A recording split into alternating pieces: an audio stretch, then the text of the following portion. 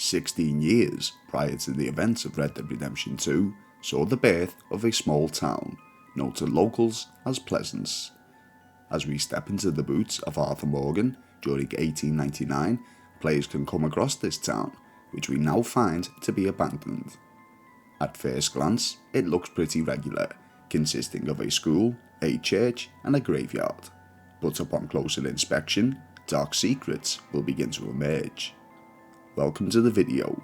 You're listening to Phil of Filbee Gaming, and today, while exploring the former location of Pleasance, we're going to be uncovering its past, finding out what happened, and looking at some potential possibilities.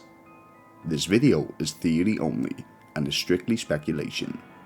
After watching, if you have any insights as to what happened here that you feel I may have missed, be sure to let us know in the comment section below. If you enjoy what you see, be sure to hit like, subscribe, turn on notifications, and share with friends and family or anyone you may feel would be interested in content such as this. With that being said, let's get into what we came here to see. The abandoned town of Pleasance, Red Dead Redemption 2. The welcome sign to the town informs us that it was founded in August of 1883, 16 years prior, but with the sign being overgrown with plant life, it's our first indication that it's been abandoned for some time. We can see that this small community consists of 6 separate buildings, and with the intention of finding out exactly what happened here, the plan is to explore each one in an attempt to piece together the mysterious events of what happened to this town of Pleasance. The first building we come across looks to be a former home of someone.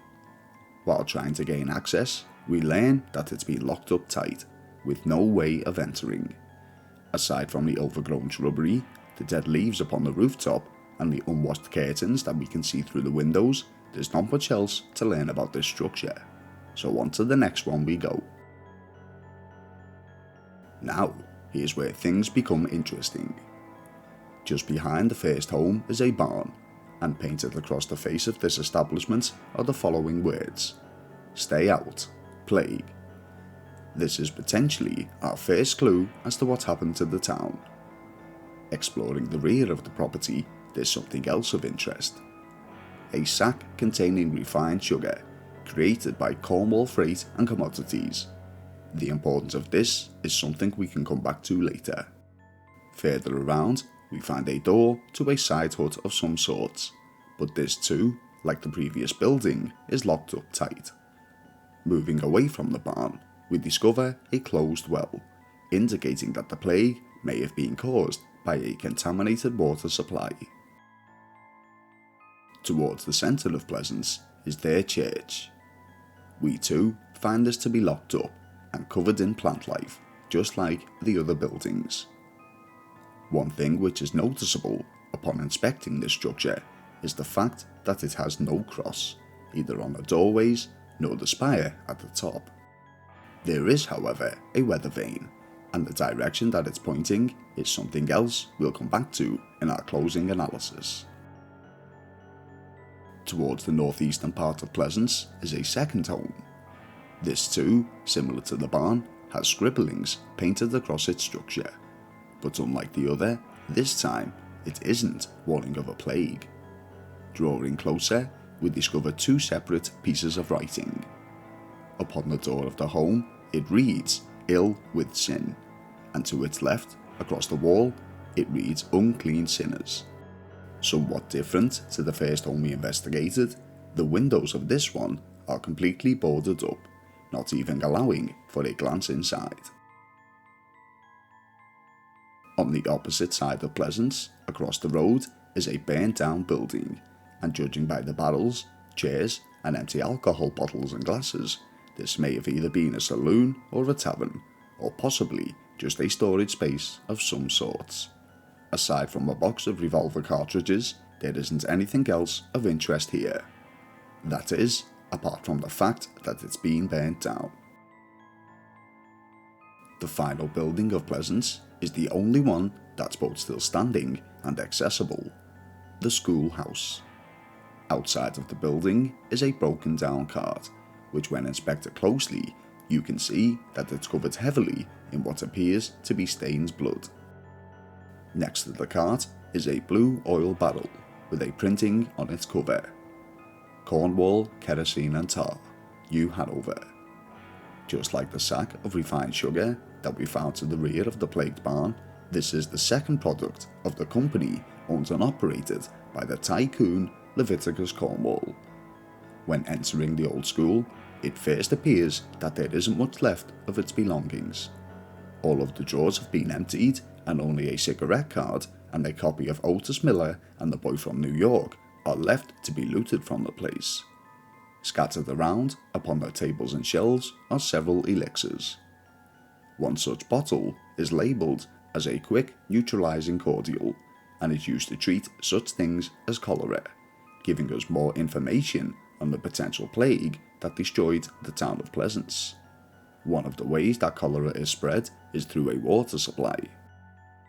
Next to this are what appear to be experimental containers and potion bottles. With a little camera trickery, we can see just what's inside. Inside the fallen green bottle is a tiny snake, and inside the standing purple one is a scorpion. In the forest to the south side of town, players can discover quite a sight to be seen. Hanging in the tree is a deceased giant snake. This may be just an Easter egg placed in the game by Rockstar as a reference to Car from Disney's 1967 animated title The Jungle Book, but it may be something more. More on that later too. Heading back into town, there's one last location that we haven't explored yet: the gravesite. In total, there are 10 headstones. The engraving upon each one tells us a little information. Edmund Tobin, killed by gunshot. Curtis Baines, murdered. Daniel Curley had his life taken. Amir Curley, dead of a gunshot to the head. Asa Horson, found murdered. Jimmy Horson, killed by a knife wound. And a family of 4, the Yeatmans. Leora and her husband Reginald, and their 2 teenage children, Glenn and Jesse, all killed by either gunshot or stabbing. The one thing that the 10 of these souls have in common are the dates in which they died. September 1883, with some gravestones specifying more accurately, the 17th. If we think back to the entrance side of Pleasance, we learned that the town was founded only 1 month before these deaths, in August of 1883. It seems that this apparent massacre had taken place on the same day. Now we've uncovered all of the sites of Pleasance and its surroundings, let's take a look at some potential theories and the thought process behind them. Theory 1 is that the entire town of Pleasance is based on a real-world location. In 1974, the town of Boston, Ohio, in the United States was abandoned. Many of the locations of Boston are replicated in Pleasance, such as the cemetery and the church. Nicknamed HELLTOWN, locals believe that the entire area is haunted and few dare to venture there. Most of my regular viewers will be aware of a second channel of mine called A Haunting Tale. One story I covered on that channel was in fact the apparent hauntings of HELLTOWN. For those wishing to watch, I'll leave the link in the video description and as the end screen to this video. The second theory is similar to what people believed happened to the more northern town of Limpany. Limpany was burned to the ground, and the rumours surrounding the incident was that this was under the direct orders from the oil tycoon Leviticus Cornwall, after the town refused to play ball with the man. The burnt home on the south side of Pleasance may indicate this, with the same blue oil barrels belonging to Cornwall being very close by, just like they were in Limpany. Leviticus Cornwall is not a man to be messed with, as we've seen what happens to people who dare stand in his way, like this poor soul at the oil derricks up north. People believe that he saw Pleasance to be a thriving opportunity, but the locals of the town refused to participate so he had his men wipe out the entire town. This could very well explain why 10 residents were killed on the exact same day. Theory 3 is that this was solely the work of a gang who caused the death of the populace for financial gain. This would explain why there is very little to find in Pleasance, as the accessible buildings have all been ransacked. It may have been the night folk that caused the damage, but due to its location in the state of Lemoyne, it could have possibly been the work of the Lemoyne Raiders too. The Lemoyne Raiders tend to use firearms, where the night folk favour bows and knives. The deaths of these people were caused by both, so it could also be the doings of the O'Driscolls. No one knows for certain. The fourth theory is that it was caused by a cholera outbreak, similar to the town of Armadillo to the south. As we noticed earlier upon the barn, it had the words "Stay Out, Plague" painted across its doors. Several bottles of neutralising cordial can be found around the town, which as shown earlier was a remedy for cholera. Also, the well had been closed off, separating the town's water supply, which is a common way for an outbreak such as this to have spread. As for the deaths of the 10 victims, some residents may have taken to killing them in an attempt to stop the infection from spreading. Many may not have agreed with their decision, which would explain the writings on their graves, such as on 14-year-old Jesse Yeatman's grave, which read, "A tragic loss of a beautiful soul."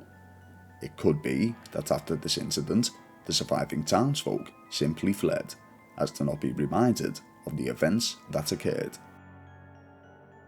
One final theory, albeit a little far-fetched, is that some residents of Pleasance were actually satanic cultists. There are several indicators pointing towards this, such as the church not having a cross, the jars of the schoolhouse containing a snake and a scorpion, and the giant snake in the nearby forest, which many believed was worshipped as it represents rebirth, death and mortality, due to the shedding of its skin and being symbolically reborn. In addition to this, if we take a look at the church atop the spire, in replacement of the cross is a weather vane, and the direction it's pointing is west.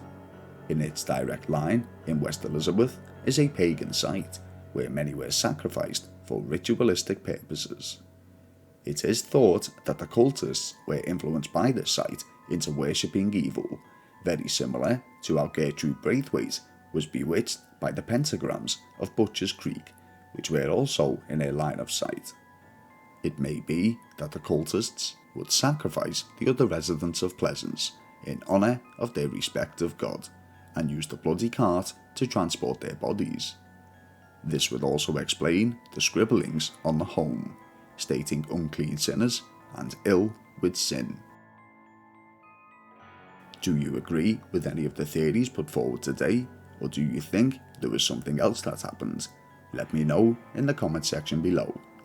If you enjoyed what you saw today, be sure to hit like, subscribe, turn on notifications and share with friends and family or anyone you may feel would enjoy content such as this.